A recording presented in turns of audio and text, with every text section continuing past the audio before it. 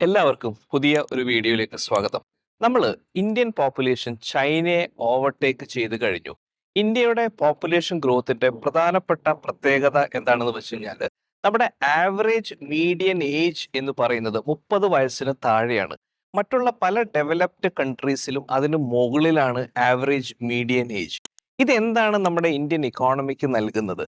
നമ്മുടെ ഒരു കൺട്രിയുടെ GDP-യിൽ കൺസംഷൻ ഉപഭോഗത്തിന് പ്രധാനപ്പെട്ട ഒരു പങ്ക് വഹിക്കാനുണ്ട്.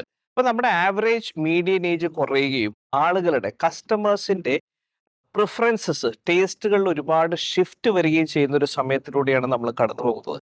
അപ്പോൾ ഓർഗനൈസേഷൻസ് നമ്മുടെ കസ്റ്റമേഴ്സിന്റെ നമ്മുടെ ക്ലയന്റിന്റെ പ്രിഫറൻസസിലുള്ള ഷിഫ്റ്റ് മനസ്സിലാക്കി അതിനനുസരിച്ച് കോപ്പപ്പ് ചെയ്ത് പ്രൊഡക്റ്റ് ആൻഡ് സർവീസസ് ഡെലിവറി ചെയ്യാൻ ശ്രമിക്കണം. അല്ലെങ്കിൽ ആ ഓർഗനൈസേഷൻ അധികം സസ്റ്റെയിൻ ചെയ്യാൻ പറ്റില്ല. എന്താണ് പ്രധാനപ്പെട്ട ഷിഫ്റ്റ് കൺസ്യൂമേഴ്സിന്റെ ബിഹേവിയറിലും പ്രിഫറൻസിലും വന്നതെന്ന് നമുക്കൊന്ന് പരിശോധിക്കാം.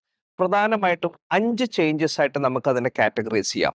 It's all about experience. നമ്മൾ എല്ലാവരും പറയുന്ന ഒരു വേർഡാണ് എക്സ്പീരിയൻസ് എന്ന് പറയുന്നത്. എന്താണ് എക്സ്പീരിയൻസ്? ഒരു പ്രൊഡക്റ്റ് സർവീസസോ നമ്മൾ യൂസ് ചെയ്യുന്നത് മുതൽ അതിന്റെ അവസാന ഫേസ് വരെ നമ്മൾക്ക് തോന്നുന്ന ഫീലിങ്സും ഇമോഷൻസിന്റെയും ആകെത്തുകയാണ് എക്സ്പീരിയൻസ് എന്ന് പറയുന്നത്.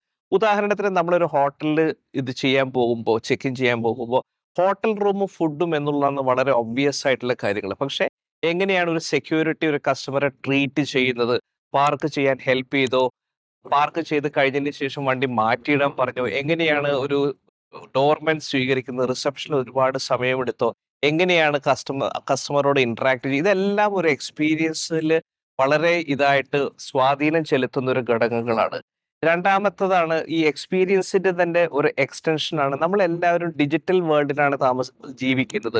നമ്മുടെ കയ്യിൽ സ്മാർട്ട് ഫോൺ ഡിവൈസസ് ഉണ്ട്. വളരെ കംഫർട്ടും കൺവീനിയന്റും ഫാസ്റ്റ് ആയിട്ട് ഡെലിവറി ചെയ്യുന്ന ഒരു മെക്കാനിസത്തിലൂടെയാണ് നമ്മൾ കടന്നു പോകുന്നത്. ഡിജിറ്റൽ ഫസ്റ്റ് എന്നുള്ള ഒരു ഇതാണ്. എല്ലാം മൊബൈൽ വഴിയാണ് നമ്മൾ ട്രാൻസാക്ഷൻസ് നടക്കുന്നത്. അപ്പോൾ digital experience also matters a lot. നമ്മൾ ഇറ്റാലിയൻ ഫുഡാണ് പിസ്സ. ഒരുപാട് പിസ്സ കമ്പനീസ് ഔട്ട്ലെറ്റ്സുകൾ നമ്മുടെ സൗത്ത് ഇന്ത്യയിൽ വന്നിട്ടുണ്ട്. അപ്പൊ അതിൽ വന്ന പ്രധാനപ്പെട്ട മാറ്റമാണ് ദി ആഡ് മോർ അനിയൻ, ടൊമാറ്റോ, സ്പൈസ് ഒക്കെ കൂടി. ഇത് ഒരു ഒറിജിനൽ ഡിസൈൻ അല്ല ഇറ്റാലിയൻ. പക്ഷേ സൗത്ത് ഇന്ത്യയിലെ കസ്റ്റമേഴ്സിന്റെ പ്രിഫറൻസസിനനുസരിച്ച് അവരുടെ പ്രൊഡക്റ്റിൽ മാറ്റം വരുത്തിയിരിക്കുകയാണ്. ബേസിക്കലി ഒരു പേഴ്സണലൈസേഷനും കസ്റ്റമൈസേഷനുമാണ് ഇപ്പോഴത്തെ കസ്റ്റമേഴ്സ് പ്രധാനമായിട്ടും ആഗ്രഹിക്കുന്നത്. വേൾഡിലെ ഏറ്റവും വലിയ പ്രീമിയം ബ്രാൻഡായ റോൾസ് റോയ്സിൽ പോലും കസ്റ്റമൈസേഷനാണ് അവർ ഏറ്റവും ഇമ്പോർട്ടൻസ് കൊടുക്കുന്നത്. ഈവൻ ഇഗ്നിഷൻ സൗണ്ട് പോലും കസ്റ്റമർ പ്രിഫറൻസിനനുസരിച്ച് അവർ കസ്റ്റമൈസ് ചെയ്യുന്നുണ്ട്.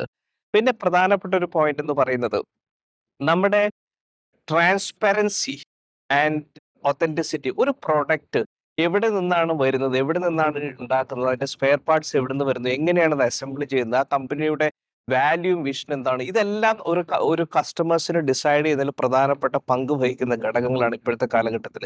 പിന്നെ ഏറ്റവും പ്രധാനപ്പെട്ട ഒരു ഫാക്ടർ എന്ന് പറയുന്നത് sustainability and ethical value of company. എല്ലാ ആളുകളും വളരെ എഡ്യൂക്കേറ്റഡ് ആണ്, ഇൻഫോംഡ് ആണ്, ഓർഗനൈസേഷന്റെ വാല്യൂ വിഷനെ കുറിച്ച് വ്യക്തമായ ധാരണകളുണ്ട്.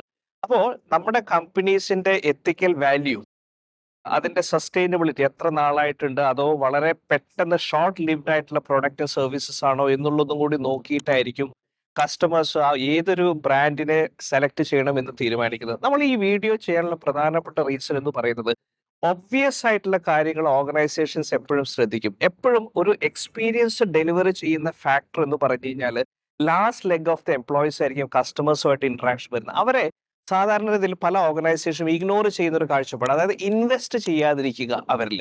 അപ്പോൾ അവർക്ക് കോച്ചിങ്ങും പേഴ്സണലൈസ്ഡ് ട്രെയിനിങ്ങും എല്ലാം വളരെ ഇമ്പോർട്ടൻ്റ് ആയിട്ടുള്ള ഒരു കാര്യമാണ്. അപ്പം എൻ്റെ പേര് നിഷാദ് കരീം എന്നാണ്. ഞാൻ SME MSMEസിൽ വളരെ പേഴ്സണലൈസ് ആയിട്ടുള്ള ട്രെയിനിങ് കൊടുക്കുന്ന ഒരു സ്ഥാപനത്തിലെ ആണ് ഓപ്പറേറ്റ് ചെയ്യുന്നത്.